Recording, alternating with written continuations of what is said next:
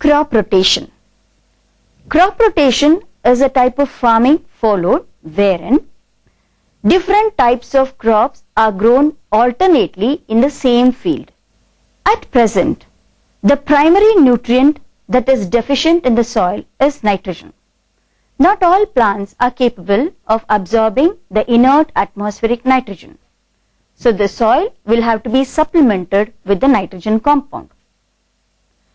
Growing of the leguminous plants help in fixing up of the atmospheric nitrogen to the soil. It is because these leguminous plants have root nodules which contain the bacteria Rhizobium. The Rhizobium is a nitrogen fixing bacteria. They convert the inert nitrogen into nitrogen compounds and fix them in the soil. Usually, the main cereal is alternated with the growing of a leguminous plant.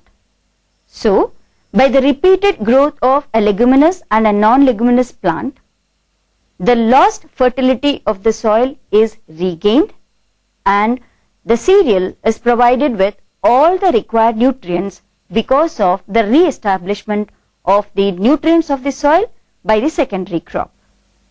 There are several advantages of crop rotation.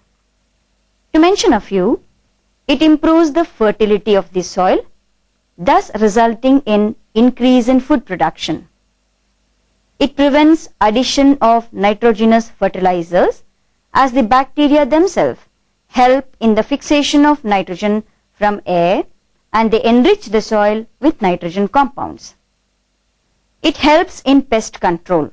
This is because the weeds and the pests do not get the same crop each time and so they find it difficult to survive. It improves crop quality and systematizes farming. It prevents soil erosion as a major part of land is always occupied with crops.